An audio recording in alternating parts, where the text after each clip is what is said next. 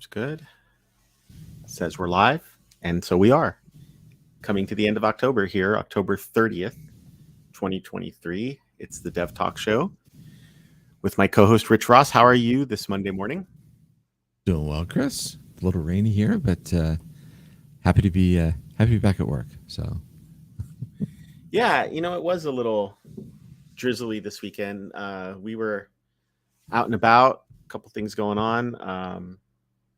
Some hockey games to go to, and I didn't feel like it was a full-blown downpour, but I would walk outside and say, oh, the ground's all wet, or there's a few drops falling on the car. So yeah, kind of plan your events accordingly, come in and out of the rain, as it were. Yeah, fall is here, I suppose. A little warmer at times. Saturday was kind of warm for our area. Yeah, that was crazy. Close to 80s here, leading into the weekend. But right. Now we're back to cold, rainy winter, spring, fall, which is where we expect to be right now. Yeah, Halloween tomorrow, which definitely my daughter and her friends are looking forward to, as I'm sure a lot of kids are looking forward to all over the place, especially in the U.S. Not really sure how things are celebrated I really don't know how Halloween is celebrated outside the U.S. compared to here with the trick-or-treating and so on. So in any case, we're here we've been talking a lot about Blazor lately, and it's brought a lot of folks, I think, to the channel that maybe are new. So first of all, I think we just want to thank you for spending time with us, whether you're watching in the future on YouTube, our recordings all on the YouTube channel, youtube.com/TheDevTalkShow, or if you're here with us live, like Romfo says. So hello and good morning. Maybe good morning where you are. That's the other thing that's always so interesting, is when we have a viewer who tells us what time zone they're in, and it's, other side of the world, which is so cool and interesting to think about, being able to reach people that, would never meet otherwise. Absolutely. So yeah, today we've done a lot of talk about Blazor. We've done a lot of demonstration type shows, where, diving in as fast as we can to learn what's new about Blazor in ASP.NET Core 8. And I think the previous code name and everything about interactivity, being able to now produce a project with with the term we're using now is interactivity, a project that is ready to go Blazor server or Blazor WebAssembly. And that's just if you're a website. We're not even talking about Blazor hybrid and .NET MAUI, things like that. Or using it in WinForms, web forms, anything like that. And really a focus on that and the server side rendering and stream rendering approaches that I think need to get a lot of attention in this new version. I think it offers you a way to use Blazor, even if you say, hey, I like component-based web development. I like it. Maybe you're familiar with Angular or React or Vue or something like that, and you like it, but you are saying, but you know what Blazor has that I don't need? I don't need the Blazor server connection. I don't need the WebAssembly stuff. It's like, okay, well, fine. Now that's actually the foundation now, right? The server side rendering. But if you do need it, what are the implications?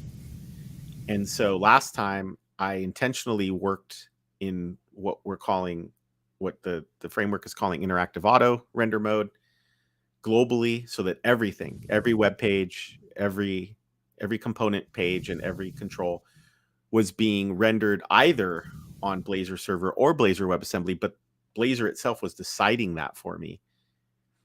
And I ran into that very unique issue, at least for me. I don't want to say it's unique. I ran into that issue of saying, okay, how do I build a component so that it's ready to do its thing client side and server side? And in this case, this component is reaching out to the web with an access key that I don't want to expose client side. Yeah. But there are certainly other issues. One that you and I have talked about quite a bit offline is migration. Mm-hmm. And, it really kind of got me thinking, I think we do leave that out a lot. Basically, I guess what I mean is, whoops, I got to switch this over. I think a lot of tutorials and videos and so on either gloss over the migration step, or they just say, well, starting from scratch, Right. here you go, start building your Blazor app. And Life is much better in the green field, right? yeah. Then you go to work. Right. And you ask yourself, Blazor's been out for X number of years. Why haven't I done a Blazor project? Well, because you probably have existing architecture, even if it's ASP.NET. And the lift might either be you haven't investigated it, it's too much, it seems like it's too much. Name your reason. Right. So there's two angles to this. One of them is if you're upgrading, or you're just saying like, listen, I really like Blazor, but we have an existing ASP.NET Core site, so we've already adopted either MVC or Razor Pages, and we just start. So there are pathways to that, and I think it would be interesting for us to look at these pathways because, I believe they talk in here about how components can be used in MVC, how they can be used in Razor Pages, stuff like that. But what about this topic I have up on screen, which is this is about upgrading from ASP.NET 4 on .NET Framework. Right. Which is quite common for many organizations out there, right? They've got their enterprise type applications or the business applications, and that's what they, trying to do the math in my head. How many years ago we had, 3.5 and 4? That was probably 3.5 was probably around 2010 timeframe, I think, thereabouts. And I think that's the case because there was a SharePoint version that came out at that same time, and it was a competing thing of which one was whether it was gonna be on 3.5 or not. And then the 4.0s came out. I guess the early part of the teens, mid part of the teens, 2010, 12, somewhere or 12, 15, somewhere in that range. But the idea is that these things have been out there for 10 plus years, most of these apps, and that you have those legacy frameworks that we've kind of moved away from with .NET Core. Right. And maybe I should make it clearer up front, because there's lots of different people who like to watch the show, and I meant to make it clear up front if I didn't already, is that if you the title, trying not to deceive anyone with the title, that's why the word planning is in there. Certainly not a show that you're going to click on and like, okay, here's the solution. But what I think we've talked about doing is saying, why don't we find some ASP.NET Framework samples and look at the process to move them to core? And there's even nuance. Like we already talked a little bit about how, well, what if you're already on ASP.NET Core? You chose a different framework. I'm still on framework, and now for whatever reason, the decision has come. It's time. It's maybe there's something you like in 8. Maybe it's just you've been thinking about it for a while. And what is the pathway? So there's even nuance within it, because just when we look in this particular article, there's a difference between upgrading from ASP.NET MVC and web APIs to what if you're still on web forms? Right. And there are a lot of apps still on web forms. I don't have any numbers. I don't have access to that kind of telemetry, but from personal experience at a previous employer, a big enterprise, a huge enterprise that, worldwide, global, developers everywhere, acquisitions galore over decades, have code on ASP.NET Framework using web forms that isn't even really assigned to a team anymore. It's just in this bucket of legacy apps. And there's a team that owns that but they don't have any expertise in the apps. They're just like, well, a ticket came in, there's a problem. Let me go get the code and see if I can figure something out, even though I don't even really know the app. Like, wow, what a tough job that team has. Right. So what's interesting here is this particular article talks about upgrading an ASP.NET Framework Web Forms app to ASP.NET Core MVC. And I think this was the approach before Blazor. This was the approach that was recommended. Like, let's get moved over. But one of the things about Blazor you may have heard is the idea that Blazor is a decent pathway from web forms, because web forms in some respects was component based. It was really like server control based or control based, but they kind of look, if you squint, you can see angle brackets and tags and maybe. Right. Yeah. So that is laying in here too. I think this whole section on incremental migration, which is so interesting to me, saying, what if you recognize, like it even starts off by saying updating an app from ASP.NET Framework to ASP.NET Core is non-trivial for the majority of production apps. What would you do? So I think this is a good point from Ramphos. If you're not migrated before, not sure you'll do it now. That no, I think that's the whole issue. And so, but I in talking to customers, yeah, I can see there's some sense to that. right. But you've still got to, at some point, I mean, and granted, if it's on, at some point, it will not be, things about that application won't be supported, right? Maybe it's the underlying operating system it's running on. Maybe it's the whatever version of the framework that it's currently in. And I think at some point, if it's an important and enough application, then it's going to have to go down a path of getting to that new version, whatever it is. Yeah. Well, now to be clear, nobody's announced any end of life for .NET No, that's currently supported. Just want to make sure that we say that correctly. And the .NET Framework lifecycle is available, and I'm not sure exactly what version it is. We could go look it up. But if you have migrated to at least 4.7.1, maybe even a little bit later, and 4.8 and things like that, you're supported, and you're a core part of Windows. And as long as Windows keeps treating it as a core part, which means that the Windows OS is using it, then you're supported. But what isn't supported there, to your point, is the ASP.NET Framework ecosystem is more than just the framework. It's the whole ecosystem of open source that people came to rely on. Sure.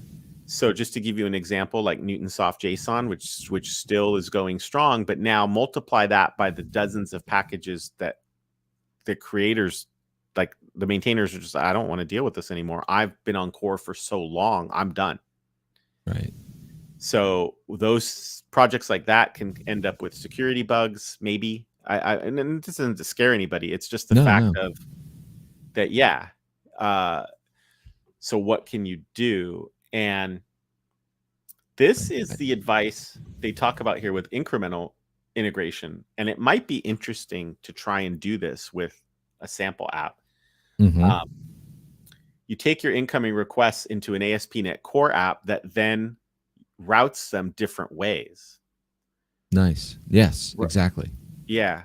Route the app using YARP, which is yet another reverse proxy, a little project that when I remember seeing it started up, I kind of thought like, what?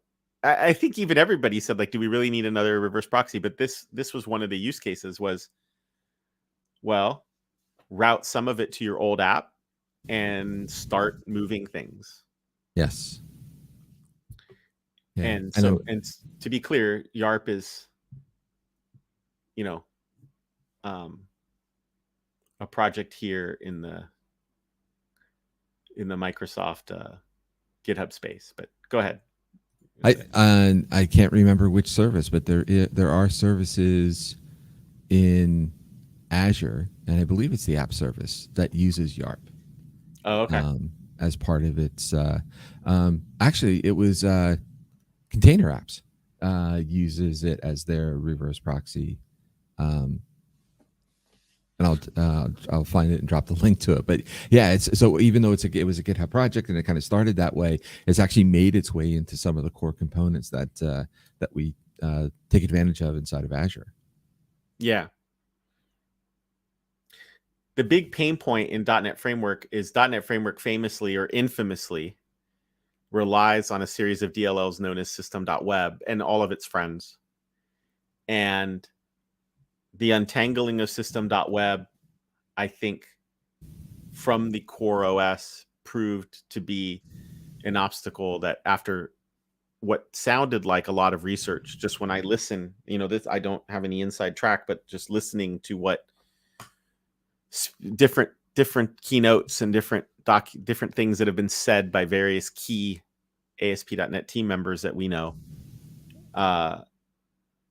they looked at it and they said, wow, and just kind of said, like, there's got to be a better way. And so there's something interesting here that I'm not going to claim to be an expert at, but when we read right here, when it says, for example, this is just one example, to migrate business logic that relies on HTTP context. So what's happened is you've built an app that examines, for example, maybe it's looking at the query string, maybe it's looking at what user is logged in, all the things that are sitting in HTTP context. There is system.web adapters. And the idea is to allow you to use this library for both ASP.NET Framework and ASP.NET Core. And it kind of allows you to have this step where, okay, so first, I can't just move everything. I've got a bunch of business logic, and that business logic might have a dependency on something in system.web. Maybe you can even argue we shouldn't have taken that dependency. Like someone made a mistake, but it doesn't matter. It's production code. So, I mean, we could go back in hindsight and certainly say, but at the time, system.web was kind of core to a web application that you were doing. And yes, it probably relies on some of the things that, IIS services or things that were native to a Windows environment. And then, things continue to move forward. So it's great to go back in hindsight and say it, but at the time that was kind of, you couldn't go wrong by taking that dependency. Yeah, like they give an example here showing ASP.NET Framework saying, what if you had a controller that does nothing more than you have a controller, you have a method. It's just index. You're just going to render the home page. It doesn't matter what it is, though. Mm-hmm. And that method grabs HTTP context, and then it goes and sends it somewhere else. Right. I mean, for all we know, it could be a library. And finally, some method says, okay, now let me pull up the request headers. And what happens is that in ASP.NET Core, it's not the same. And so what they show a little bit later is you change the controller, and the controller doesn't change all that much. You say, all right, instead of action result, it's action result. And you're just going to pass the HTTP context in full because HTTP context.current might not really be available to you anymore. But the fact that you've taken advantage of system adapters package, you can migrate, and then in your older code is like, okay, well, I accept HTTP context wholesale and I know what to do with them. Okay, fine. Right. Because that's what's happening here is that HTTP context.current, that code's not going to be the same in MVC, but you still have this library that takes in HTTP context wholesale. You're okay. Like you can survive. That's one thing. The other thing I really liked was looking at Blazor's server support. So if you are migrating, whether you're migrating from, you could migrate from ASP.NET Core 6, 7, you could migrate from web forms and say, okay, how do I integrate Blazor endpoints? One thing I don't know is I don't know that you can integrate Blazor endpoints in web forms. I don't know that answer. I'm sorry, Blazor components. That's what I really meant to say. I don't know if you can embed Blazor components in web forms. I don't know that answer. Yeah, I do not either. It's one I am interested in finding out, because I think that is it makes for an interesting story when we start to think about, well, how can we start to move away from maybe web forms? I get it. There definitely looks like there's a path when it comes to, some of the MVC and some of the older .NET Core stuff, but can we do something with some of the really some of the more legacy components that are there? Yeah, and so this ebook was published a while ago, Blazor for ASP.NET Web Forms developers, but I agree with you that this book does not necessarily talk about, I mean, I'm not saying it doesn't talk about migration, but like there's guidance, but it doesn't, this is more about trying to tell you, the seasoned web forms developer, Right. how Blazor is similar. What's in what this book doesn't cover? I'm wondering right. what it covers. So when we go to what it doesn't cover, it says an introduction to Blazor, but it's not a comprehensive migration guide. Okay. So that's where we're back in the Blazor documentation talking about migrating from web forms. And what's interesting here is I can see documentation that says, well, let's go from web forms to ASP.NET Core MVC. And to me, that's taking the step of saying, okay, fine, we're going to use, we're going to core, but in a very, very large application, the incremental migration might be more interesting to you. So,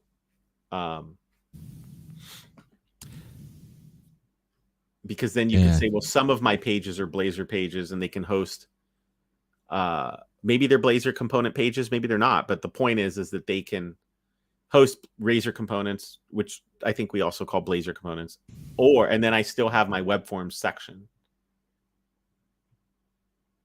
But I hear what you're saying. I know there is in the Blazor docs, it talks about hosting Razor components, and let's see if I can find it while we're chatting here. See, the Blazor hybrid is not the same thing. Blazor hybrid is about, yeah, this is not the same thing. This is about .NET MAUI, WPF and Windows Forms, and then again, there's more hosting that's done here. Like, what if you're just using the web view? But I feel like reusing Razor components is fine. That's not what I'm looking for, though. I'm looking for in the component section.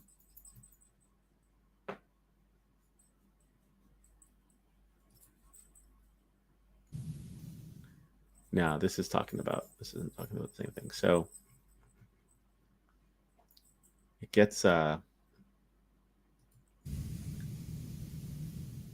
don't think this talks about hosting components. I don't think it does. I think though you can find it in here. I just host and deploy. Oh, oddly enough, I'm not finding it that quickly. So yeah, one of the tricks is we would definitely have to find a project to use. Yeah. And in thinking about this, leading into this, there are plenty of older projects still in existence up on GitHub that we might be able to even find potentially something from various samples, various tutorials that are out there that just they're there and they were done in, whether it's an older version using the framework or they're done in web forms or what have you. So I think we might have some chance to go out there and find some projects that might fit the bill. Right. Actually, I think I found what I was looking for. Okay. So go ahead. Doesn't mean I know the answer here, but yeah. And I think that's the point of this whole thing. We don't have the answer yet, but I think these are some interesting questions that we want to kind of dig into a little. So if I switch this to ASP.NET Core 8 preview in the documentation and I go to components, there is a integrate components topic. Oh, cool. Integrate ASP.NET Core Razor components into ASP.NET Core apps. So what they're saying here is Razor components can be in, and again, for folks who are maybe kind of like, what, there's a lot of folks out there who like, you know what Blazor is. Blazor, it's not a secret. Everybody knows, or a lot of people know, maybe haven't used it a whole lot. And then people start running, like me, start running around using the term Razor components. And they say, oh, wait a second, I didn't want Razor pages, I want Blazor. So I think it's been acknowledged that sometimes Razor components are called Blazor components. And I think it's fair to use the terms interchangeably. But in this case, you've written a Blazor component. Maybe you've put it in a Blazor component library. And it says right here, Razor components can be integrated into Razor Pages, MVC, and other types of ASP.NET Core apps. So Right. Now Razor components can also be integrated into any web app, including apps not based on ASP.NET Core, as custom HTML elements. That's something that I forgot about completely, is that there is support. One of the canonical examples used is, what if you're a big enterprise and you have a Blazor component in a library and you use it on this Blazor website, but now you've got a React site too, and you're like, hold on, we could use this thing. There's a path for that too. I've not explored it, but that's what this is about. Use Razor components in, well, I'll go to the top. This is use Razor components in JavaScript apps and SPA frameworks. Okay.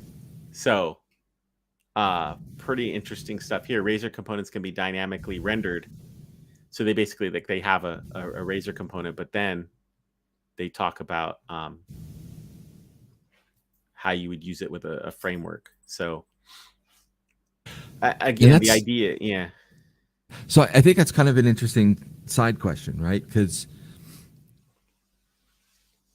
and I'd love to have your experience on this, because you do a good, you have a slightly different background when it comes to enterprise applications than I do. And I think it's a valid, set of experiences to bring to this. So if someone's in React or Angular or Vue, or whatever that front end framework that they're in, moving into saying, hey, I'm going to do this all in Razor, that's almost like adopting a new framework for them, right? It seems that jump is a lot harder to have somebody take their spot pages and say, hey, we're going to make them all Razor or Blazor pages at this point. Yeah. So I think that a web page, a documentation page like this, JavaScript, using Razor components in JavaScript apps and SPA frameworks, I think this is aimed at an enterprise development scenario where perhaps, for many reasons, it could be by acquisition. Mm-hmm. It could be simply that in the decades that you've been doing development, you have some important apps that were built in ASP.NET. And then other teams, maybe in the mid 2010s, other teams said, we're going to try this Node thing out. Right. And the problem is, you've now built the mission critical app. So you don't throw it away. You're still using it. And maybe even forget mid 2010s. In the last 5 years, you say, we're going to React. Okay, great. So you go to React. But then you still have this whole team or teams, or maybe a whole side of the business that is maintaining ASP.NET apps. And what if they, to make their lives simpler, they get to ASP.NET Core? It could be, while you're doing all of this work over here, they get to ASP.NET Core. It's multi-years, but they get there. And they start building mission critical Razor components. And now you have a problem of, do I write this code twice? Right. Does your team have a version and your team have a version, or do I want to centralize that in a way? And the answer is not straightforward. It depends on your enterprise. It depends on the ownership of the code. What if the code is mission critical owner? Like, I'm gonna make something up. Mm-hmm. What if it's code that is super mission critical, that knows it's Java, it's web-based code that assists a UI with translating medical codes for insurance. I think these are called like ICD-9, ICD-10 codes. They're like diagnosis codes that say, hey, somebody has like a broken bone, but it goes into deep detail. Like it's not just like what bone and how it is, a compound, is it not compound, a hairline. And so somebody puts in a ton of work on the ASP.NET side because it just so happens that the insurance level app that's first to take this stuff on is over there. Mm-hmm. And they do all this work. And then somebody says, you know what? We need this over in this app that is in React Native. Yeah. Oh. Do you implement it again? Right. Or No, do you say, yeah. Or do you hopefully not, but right. Maybe you look at this stuff and you say, okay, we can, what it looks like happens here is it looks like what happens is like the Blazor runtime has to start up somehow. So there has to be a Blazor web app, like it says here. Right.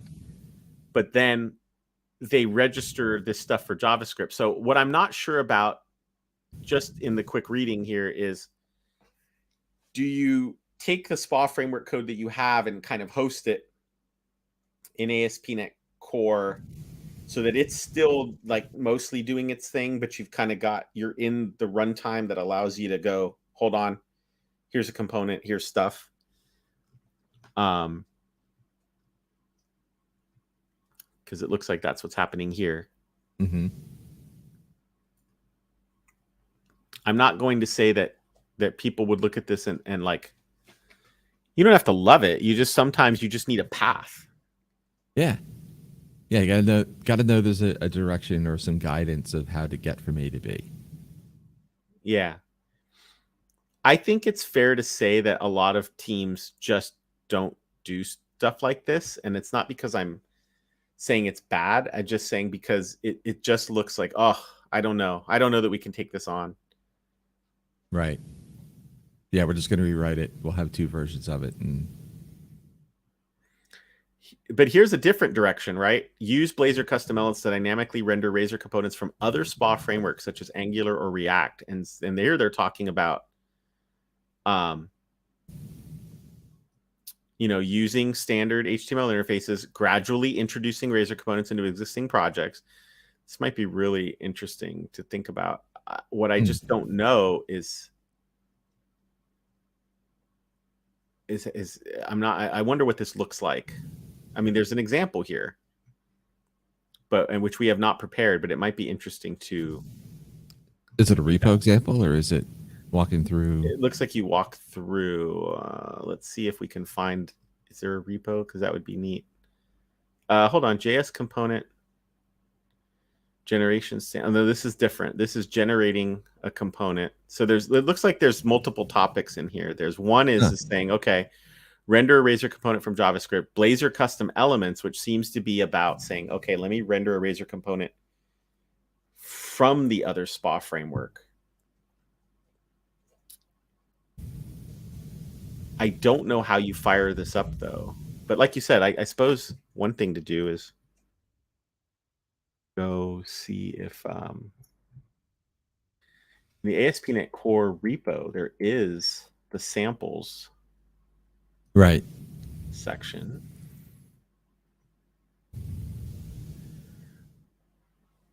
Maybe I'm in the wrong spot. I might be in the wrong spot. So, because what I'm seeing here in the components part of the source code, I am seeing Blazor Server, Blazor United. But what I'm looking for was if there were samples. There should be. Typically, it would be like I would think it would be ASP.NET Core dash samples. I mean, that's how we've done it for other repos. Yeah, so there's an ASP.NET samples, and it does say here samples for ASP.NET. Oh, ASP.NET Core samples are under the samples ASP.NET Core directory. Okay, well, let's go here. But it does look like maybe these are old samples, although interesting, JS component generation. Yeah, I mean, they are a few years old, at least from the looks of. But actually, this might be it. This might be it. An Angular application that dynamically renders Blazor WebAssembly components, passing parameters to them. Wow. There's an Angular sample, a React sample. How interesting, right? To indicate to MS Build, I don't know if this would just work. It might.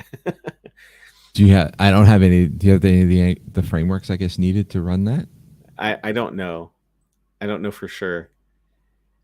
We're getting close to 15 minutes left. This is the prime time when we would do something like this. Let me just try it.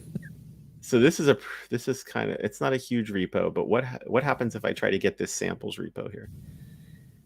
Again, a little bit of an older sample, but that doesn't mean it's bad. It just could mean that it's done. I mean, that's kind of what we're looking for, right? Yeah.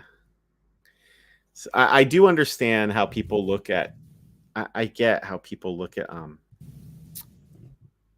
whoops, GTI.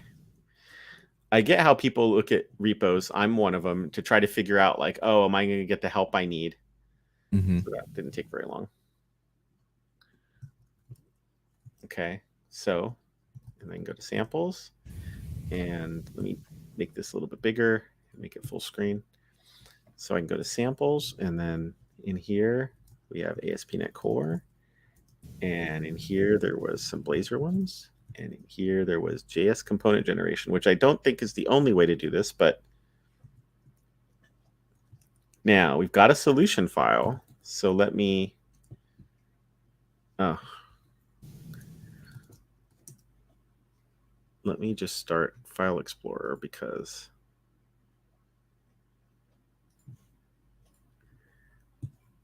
I wish it was easier to zoom in, but let me just open this. I'm not going to open this in the preview, but we'll get Visual Studio opened here and take a look. Maybe we can get something running pretty quickly. Okay. So this solution opened, and we see there is Blazor app generating JS components, and then another project called JS Component Generation and JS Component Generation.build. Okay. So which one did I open? Just to be clear, I opened,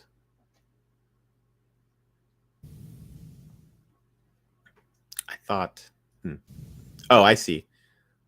Angular and React. Okay, interesting. All right, so let's take a look. If I go into www root and index HTML, no. There's the counter. Here's the complex object. See, I'm trying to figure out which project to build. It might be this one. Well, okay. I think we've come to the point where we just build it. Yeah. So looking at these three projects, Blazor app generating JS components. So this is a Blazor app. It isn't quite what I thought. So it's, yeah, because we would think it was an Angular or a React app. Did I pick the wrong one? Oh, I see. There's other samples. Okay. Okay, so let's go. I'm going to try and get that one open too. React app with Blazor, which does not have a solution. Huh. Okay. So this particular React app, that's really small, I know, it's just your plain old simple index JavaScript. Yeah. Yeah, I'm going to bring this up in code. Yes. Good idea. And let's see.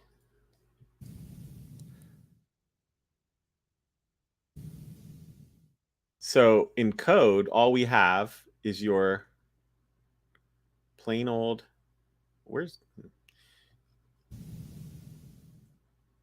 yeah, it seems to be importing.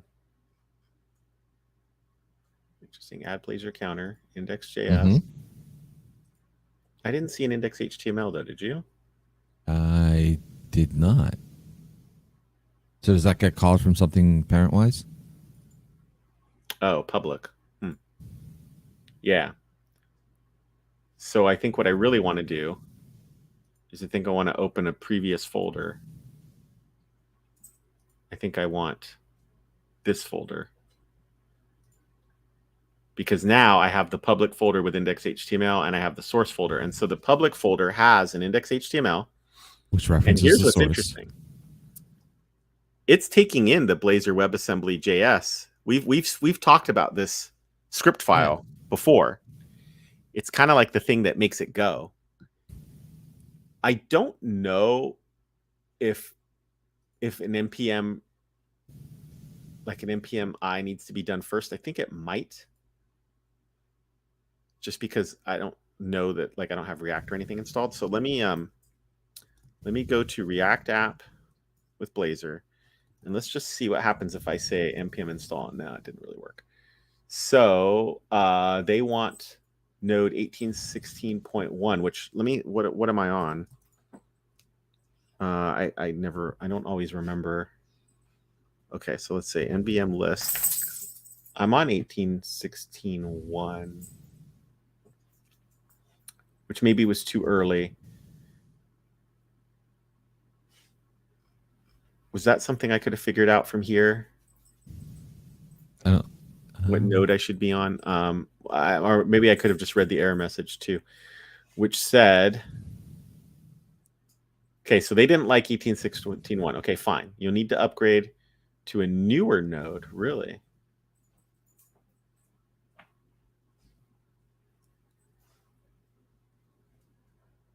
Well, how about this? Clearly, I haven't been in here in a while. npm use, and let's say 16.9.1. So now I've switched, and now let's try it.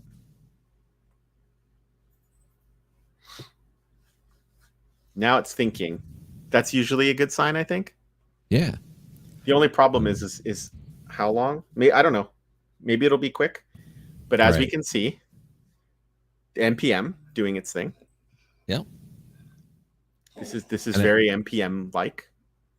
And I will say, while you switched versions on your machine, and you may or may not have had that before, another option potentially, since you're in code, is to open it up in a dev container. And then this way, everything is just inside of it. That can take a little bit if it's the first time pulling the image down. So this is probably the quickest way to run through it.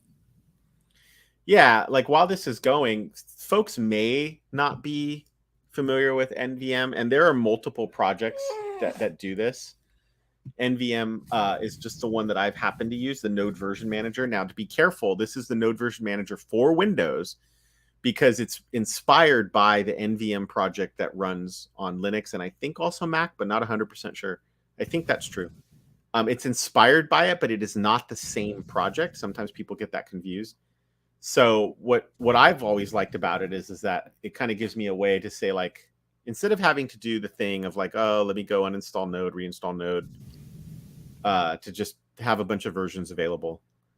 But to your point, there's something to be said for the dev container point of view as well. So all of that seems to have worked. So the question that I have is, will this thing run if I come in here and say, let's run this with Live Server? Live Server is the extension built into Visual Studio Code that I tend to like. And so far, it just, all that came up was React app. So I'm not sure if maybe what we're missing is that generation part. What time is it? 8:46. Because index.jx wants to run the app. If I look at the app's trying to run Blazor. So let's F12 into this and see what it's complaining about. So that's the developer tools. And yep, there's definitely some complaining down here. Failed to load, refused to execute script. Oh, that's interesting. Didn't like the Blazor script? Yeah, it didn't like running a couple of the scripts because it said not a supported style, not a supported executable type. Strict MIME type checking is enabled. Okay.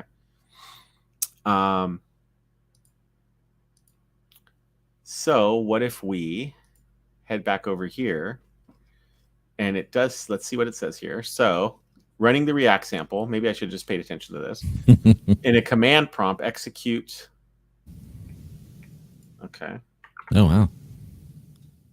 I mean, not only they actually had, they only had instructions. Right. If we only listened to them. Yeah. If I only looked at the instructions, right? And they're saying .NET Watch. Okay. So far, so good.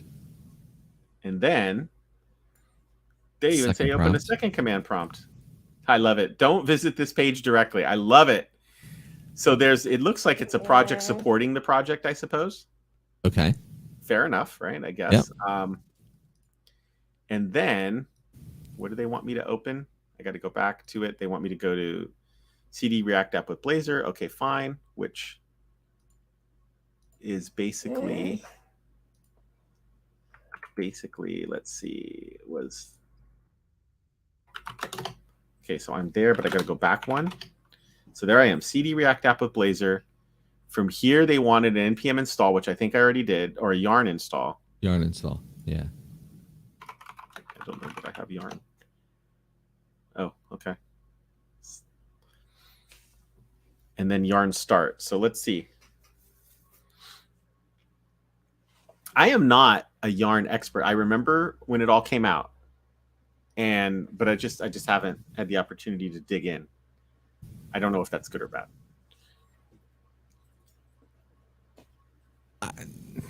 I mean, it just is. There's so much.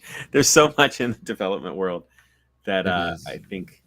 Oh, I love how when I changed the console in the middle of of it trying to be a progress bar, and it just really messed with it.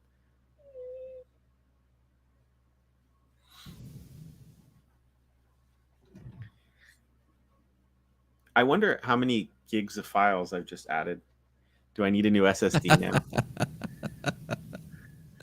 Or can I just remove node modules when I'm done? In a couple gigs of space back. Yeah. Oh, okay. All right. Good. Yarn start, was it?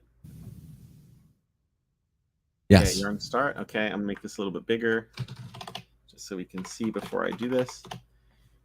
React script start. Again, we have this funky web page up here that's like, don't come to this page. I think that's pretty interesting. I don't even really know that I need what's going on in here anymore. Not 100% sure if that started a server. It might have. Let's go see what the next thing in the instructions say. Browse to localhost 3000. And that didn't do anything. Oh, okay, hold on. It was still starting up. And then when it finished starting up, it's firing up. But did I lose this? I don't know that I need to worry about that. It sure is thinking. Compiled successfully. Okay. So, oh, wow. Okay, something's happening. Look at this. Okay. Add Blazor counter. Oh, dun, dun, dun. Blazor is not defined. Okay. Wait a minute. What did that other thing say again? Modify parameters from JS, remove Blazor counter, add Blazor counter. That didn't work. Is that helpful what it's telling you to go in and fix? No, and I think it's confused. Oh, look at this. It's listening on different ports. And that could be my fault because I had live server going, which I think it took 5,000. Oh no, it didn't. It claims to have taken 5,500. Let's try running this again. Yeah. .NET Watch and just see what it runs on. It is using .NET 8. I guess that's okay. 55404. I don't think that's what I want. So there is a command line, isn't there? .NET Watch, and then hold on. Let's take a look at the .NET Watch help. I wanted to say.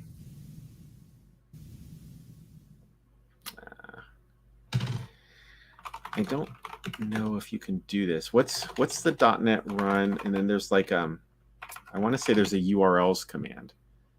URLs one, but I don't think I'm going to find it that easily. .NET run. You can like pass an argument to it to tell it what URLs you want. Wasn't that part of the launch It might have been. Let's settings? go look.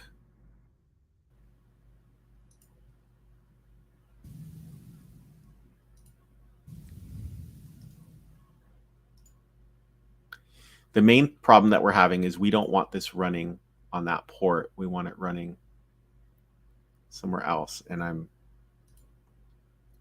struggling to figure out if we can make this change very quickly. Mm-hmm.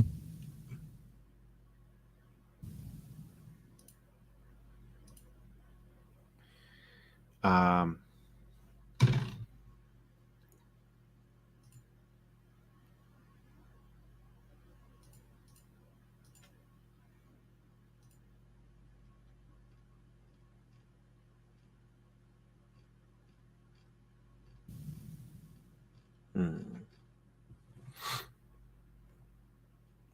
.NET Run options.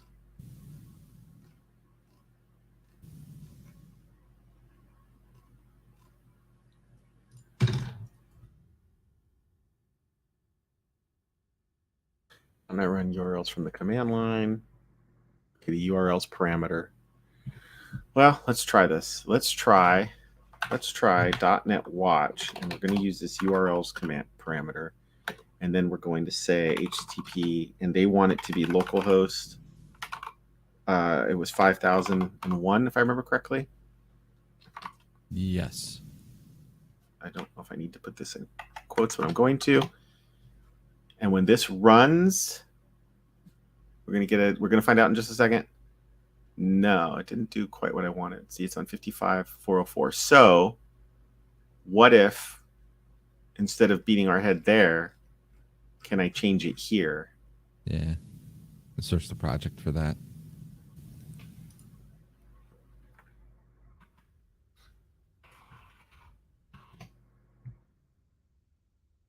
Okay. 5001. Instead, we're going to say 55405. Oh, okay. That's the other way of doing it. Yeah. And then we'll go back to this React thing, and we'll end this, and we'll run it again. And it started out much quicker. I think there was a compilation step the first time. Now, we'll see. Add Blazor counter. No, it still didn't work. And the reason is because it's looking for something else this time. It's looking for something else. Blazor is not defined, which is interesting. And I don't know for sure.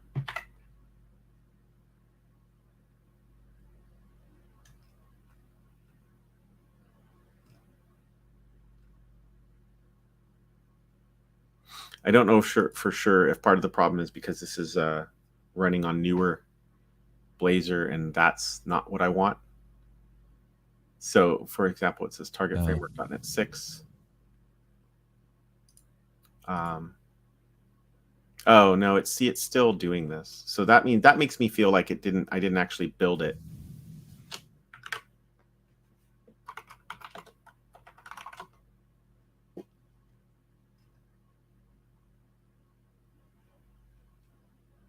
Let's see, do I have to run yarn install again to change things?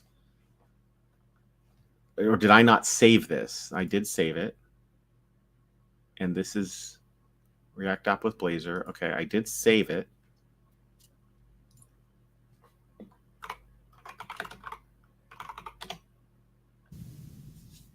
What I was hoping is it would pick up the change. Right. But it doesn't appear to be. See that? Can't proxy this request from localhost 3000 to 55405. Oh, wait. That is what I wanted. Except it wants it to be HTTPS, which is fine, except that it's 55405. No, 55404. And okay, hold on. That actually may have worked.